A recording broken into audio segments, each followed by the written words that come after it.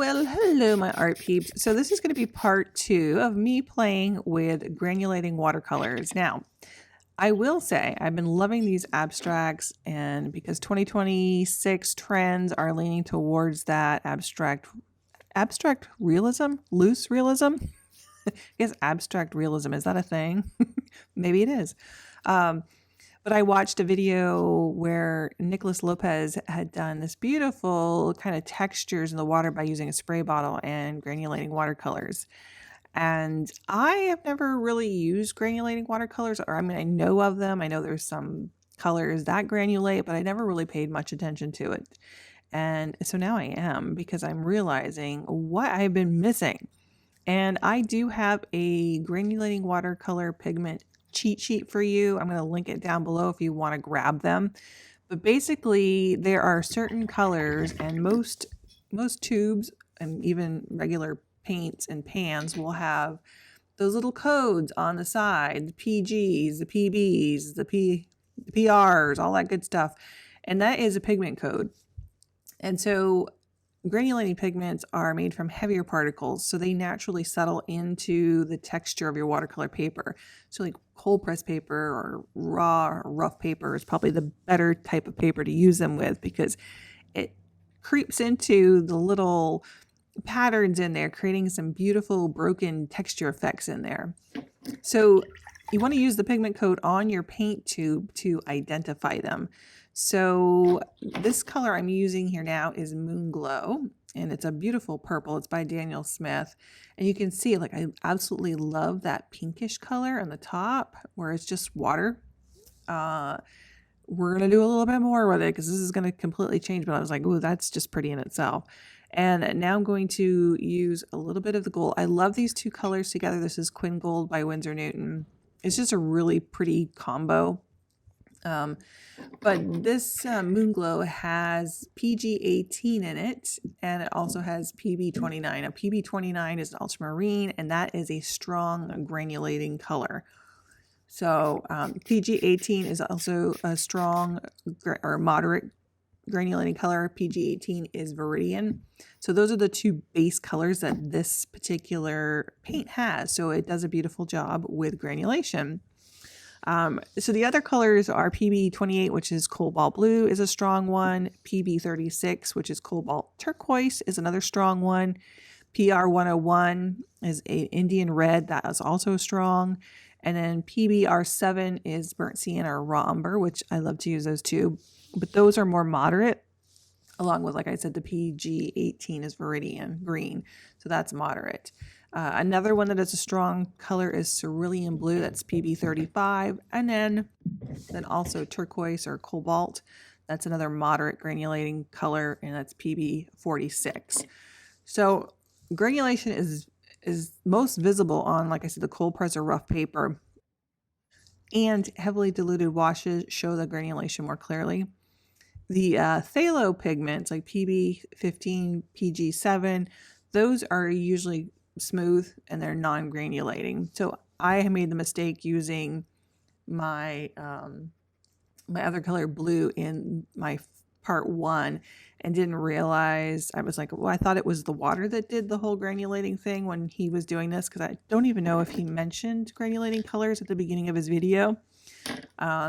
So always check the pigment code rather than the color name, because as you know, names can vary by brand. So if you print off this cheat sheet and you look at your code, that will pretty much tell you if you have granulating colors. And if you are brand new to watercolor, you may not even have heard the term pigment code, the PRs, the PBs. Basically what that stands for. The P stands for the pigment, and like PB stands for blue. PR would be like red. PG would be green, pigment green. And if you are brand new to watercolor, I do have a beginner's guide to watercolor painting where it's a free guide and it's perfect for beginners. It essentially covers supplies and easy techniques, and it's got a couple of exercises in there for you to spark your creativity and boost your confidence. And we do talk about color a little bit. So I will put that link down below if you want to grab that in the description box below. Okay, so we've been kind of playing with this the entire time that I've been yapping here, and you can see that we've got some nice drips going down on the front of it. And at this point, I was taking my brush and just moving things around a little bit. Again, you babysit it, you play with it, you turn it, you spritz it some more, you may even add some more color to it, but it's all about playing and just watching the pigments and the paints and just to get something that you like, that you're happy with, or it's pleasing for your eye. Spritzing the colors and just tilting and tipping the paper just to see what it's going to do and trying to make things move around. Now, again, this takes a lot of patience. It's not not something I usually do because I'm a fast painter. I think I said that in the part one, but I absolutely love it. And I do want to give a shout out to one of our subscribers, Brenda Collins. She actually asked about how she could tell if a color is a granulating color. And so this is why I came up with this little printable cheat sheet for you so you could take a look at it. So if you guys have any questions, feel free. I'd love to see your comments and I'd love to answer them. So I think I'm going to try to answer them here on YouTube. So if you have some, just leave them down below and I'll try to get back to you. If I don't know, I'll do a little research because I love to learn things and figure stuff out. So happy to help in any way that I can. So like I'm watching this now, kind of moving things around. It's very light here. So I want more of a landscape type look. That's what I was going for initially. This one did not go that way. This one took a really wild turn and you wait to the end till you see this because I don't know if you're going to see it, but I'm not going to say anything just yet. And I just sit back, watch it, analyze it. More like watching paint dry, which is hard for me to do, but this is so cool. It's like I should do a few of these at a time, and I think that's what I need to do. Get a couple of them going, and then I can kind of bounce them back and forth. I basically just sit here and babysit this. I spray it some more. I keep tilting it and turning it, and I think this is like a total of 30 minutes. So I've kind of sped this up a little bit or skipped around. So it does take some time. You can start to see that texture where the paint or the pigments have been moved aside. And it's just about babysitting it and watching it. And that's why I said in the first part one that it's kind of a hard thing to teach because it's so intuitive. You just have to like what you're seeing on the paper. If you're not happy with it, you turn it or you spray it again. So it's really it's just kind of, I say kind of a lot.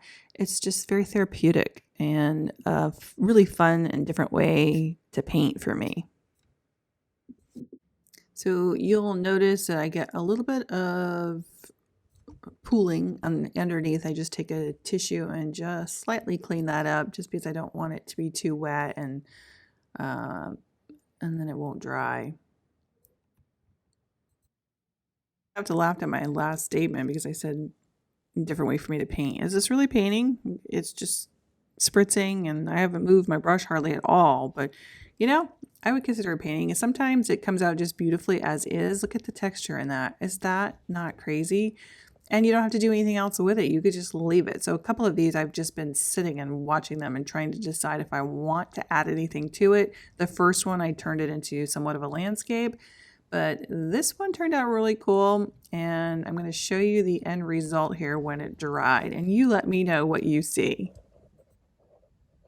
I maybe let this set for another 10 minutes or so and let it continue to dry. And then look at this.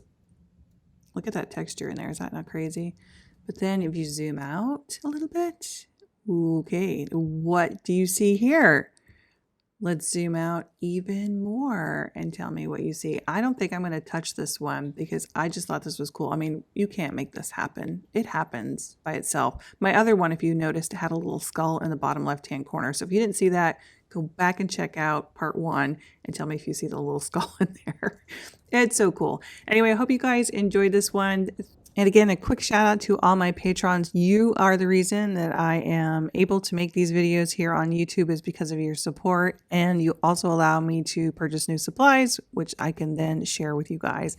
So watch part 1 if you didn't get a chance to see that one. And I will put a link in the description box below if you want to become a patron. We'd love to have you over there.